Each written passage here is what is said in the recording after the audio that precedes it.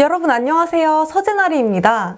오늘은 중국의 아픈 역사를 담은 책을 소개하려고 합니다. 역사를 배울 때 한 번쯤은 문화대혁명이라는 단어를 들어보셨을 것 같아요. 저는 처음에 문화대혁명 했을 때 뭔가 갖가지 문화가 찬란하게 꽃피운 문화의 황금시대? 이런 걸 떠올렸었는데 전혀 아니죠. 문화대혁명이란 1966년부터 1976년까지 10년간 중국의 최고 지도자 마오쩌둥에 의해 주도된 극좌 사회주의 운동을 말합니다. 자본주의적 사상과 문화를 몰아내자는 운동에 앞장선 사람들은 대학생과 중고등학생이 중심이 된 홍위병입니다. 이 홍위병들이 마오쩌둥의 사상에 조금이라도 반하면 남녀노소, 심지어 자신의 부모까지도 가리지 않고 죄다 반동분자로 몰아 죽이거나 감금해서 고문하는 일이 빈번했다고 합니다.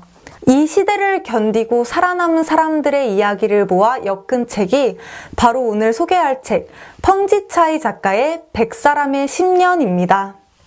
저자는 이 책을 집필하기 위해 신문에 문화대혁명 경험담을 모집한다는 공고를 실습니다. 4,000여 통이 넘는 편지를 받고 수백 명의 사람들을 취재한 내용을 이 책에 담았는데요.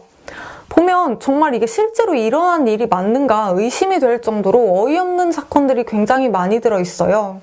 어느 산촌 마을의 교사가 한 책에서 마오쩌둥이 도랑 속에 몸을 숨겨 적들을 피했다는 재치 있는 이야기를 보고 수업 시간에 소개를 하는데요. 이 이야기를 들은 학생이 어떻게 위대한 지도자가 도랑 속에 몸을 숨겨서 적들을 피할 수가 있느냐, 일부러 마오 주석의 위대함을 왜곡시켰다고 고발해서 이 사람이 징역 8년형을 선고받는 이야기가 첫 번째 이야기에 실려져 있습니다.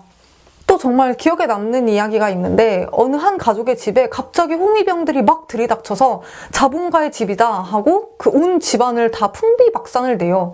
집을 다 부시고 가족들 다 모아놓고 막 때리고, 이게 한 번으로 끝나는 게 아니라 한 무리의 홍위병들이 오면 또 다른 무리가 오고 또 다른 무리가 오고, 계속해서 이어지는 구타와 폭행을 견디지 못한 이 가족들이 차라리 죽자 하고서는 간호사였던 딸이 아버지의 경동맥을 스스로 끊어냅니다. 뒤이어서 엄마를 보내고 자기도 똑같이 따라 죽으려고 하는데 갑자기 어떻게 알고 온 건지 오빠가 들이닥쳐서 가족의 동반 자살을 막아요. 이렇게 살아남은 딸은 아버지를 문역의 박해로부터 구해냈다는 문역 한것죄로 무기징역을 선고받습니다. 살아남아서 계속 홍위병들에게 시달림을 당했어야 됐다는 거죠. 대체 난 아버지를 구한 거냐 아님 해친 거냐 하고 자문하는 인터뷰를 보는데 정말 마음이 아팠습니다. 문화대혁명 시기에 사람들이 얼마나 다들 제정신이 아니었는지를 보여주는 또 다른 일화가 있습니다. 군인과 학생이 연합해서 행진을 하게 되는데요. 이때 한 학생이 실수로 도자기로 만든 마오 주석의 반신상을 깨트리게 돼요. 이 당시 마오 주석상을 깨트린 죄는 사형죄에 해당될 정도로 중범죄였기 때문에 모두가 다 놀란 상황에서 이 학생이 갑자기 아이고 하더니 무릎을 철푸덕 꿇고 사죄를 합니다. 옆에서 지켜보던 소대장이 너무 놀라서 그냥 덩달아서 자기도 무릎을 꿇고 사죄를 해요. 이러다 보니까 그 전 대원들이 다 무릎을 꿇고서는 사죄를 하게 되는 현상이 일어난 거예요. 무릎을 꿇은 것까지는 좋았는데 다시 일어날 수가 없는 거예요. 왜냐면 깨진 마오주석상 앞에서 혼자 일어난다는 거는 굉장히 불충한 일이니까요. 그렇게 일어날 타이밍을 찾지 못하고 밤을 새고 다음날 아침이 밝아올 때까지 다들 그렇게 무릎 꿇고 앉아 있었다는 그 일화가 있었습니다. 이런 어처구니 없는 일이 일어난다는 게 마냥 웃기지만은 않더라고요. 중국에 문화대혁명이라는 사회주의 운동이 있었다. 그때 많은 문화유산들이 파괴되고 많은 사람들이 죽었다.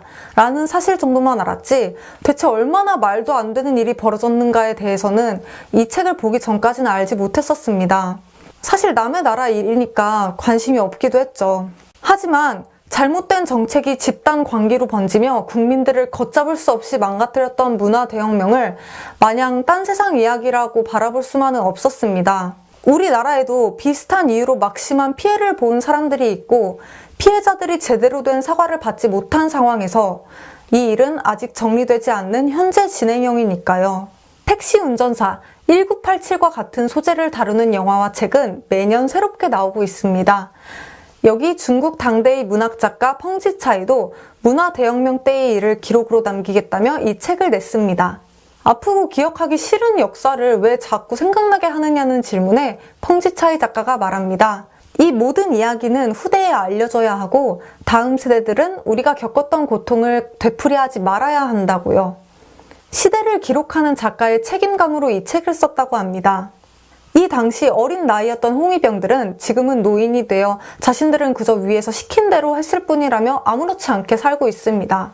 어쩌면 앞으로는 위에서 시킨 일이라고 해도 옳지 않은 일이라면 하지 않기 위해서 지난 역사를 되돌아봐야 하는 건 아닌가라는 생각도 듭니다. 결코 남일 같지 않는 문화대혁명이 궁금하신 분들께 100사람의 10년 이 책을 추천합니다. 지금까지 서재날이었습니다.